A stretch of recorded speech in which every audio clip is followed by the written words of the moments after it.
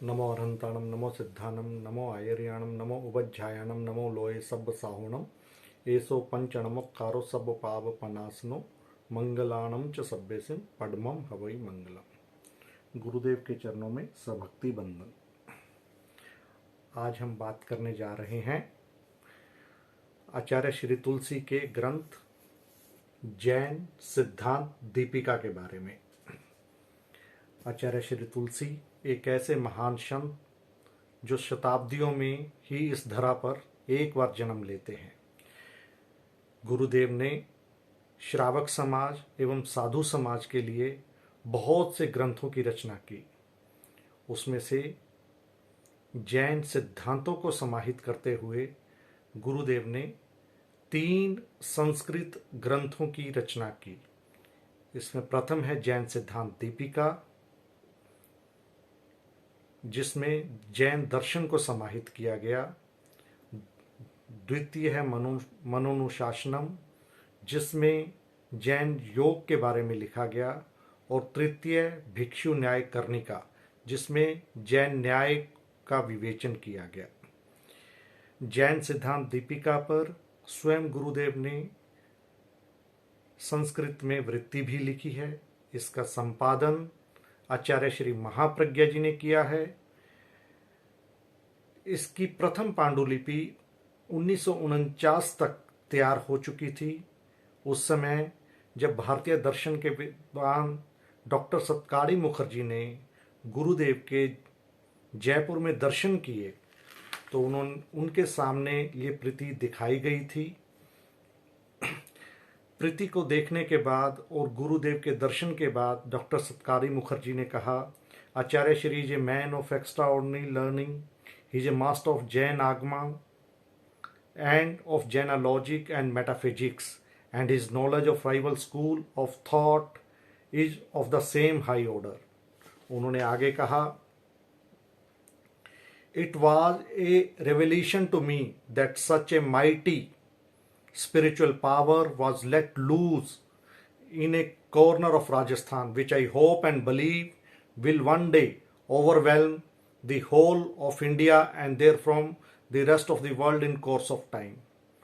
जो उन्होंने गुरुदेव के लिए कहा था बाद में सत्य साबित हुआ। गुरुदेव ने ना सिर्फ भारतवर्ष को बल्कि पूरे विश्व को एक शांति का रास्ता दिखाया। क्योंकि हम जैन सिद्धांत दीपिका की बात कर रहे हैं, उस समय ये पांडुलिपि शायद डॉक्टर सत्कारी मुखर्जी को दी गई होगी और 1958 तक उन्होंने इसका इंग्लिश में ट्रांसलेशन भी कर दिया। लेकिन इस दौरान और आगमों का अध्ययन करने के बाद जैन सिद्धांत दीपिका का एक नया प्रारूप सामने आया और 1969 में इसका प्रथम बार प्रकाशन हुआ, जिसमें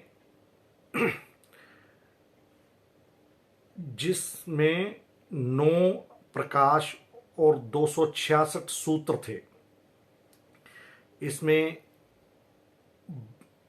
आगे बढ़ते बढ़ते कुछ और सूत्र ऐड होते गए और 1985 तक जब इसका नया इंग्लिश ट्रांसलेशन इल्यूमिनेटर ऑफ जैना टीनेट्स, जिसको डॉक्टर नथमल टाटिया और मुनिश्री महेंद्र कुमार जी ने संपादित किया, तब तक आते आते इसमें 10 प्रकाश और 347 सूत्र आ चुके थे। भिन्न भिन्न आचार्य द्रव्य क्षेत्र काल भाव को ध्यान में रखते हुए भिन्न भिन्न ग्रंथों की रचना करते हैं। जैन दर्शन में संस्कृत सूत्रों के द्वारा ग्रंथों की रचना की शुरुआत आचार्य श्री उमा स्वाति ने प्रथम या द्वितीय शताब्दी के आसपास की। उससे पहले जैन दर्शन में सभी ग्रंथ अर्धमागधी या प्राकृत भाषा में ही लिखे जाते थे।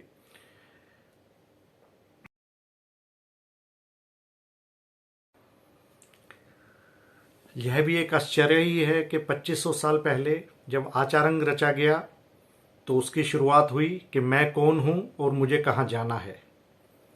उसके 700 साल बाद जब उमा स्वाति जी ने तत्वार सूत्र को रचा तो शायद जनमानस को यह पता लग गया था कि मैं कौन हूँ, मुझे कहाँ जाना है। और उमा स्वाति जी ने शुरुआत की कि जहाँ जाना है वहाँ कैसे पहुँचना है। और वर्तमान युग में आचार्य तुलसी ने अपने ग्रंथ की शुरुआत की कि यह विश्व क्या है।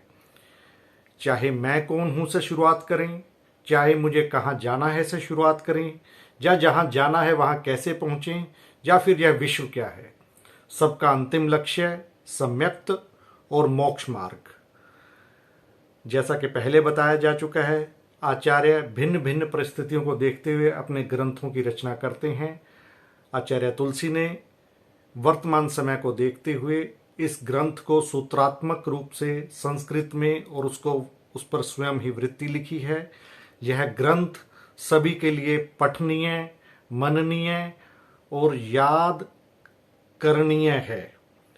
आगे के वीडियोज में हम इस ग्रंथ में अलग अलग प्रकाश में क्या क्या विषय गुरुदेव ने बताए हैं उनके बारे में जानकारी प्राप्त करने का प्रयत्न करेंगे। नमो अरहंताणम।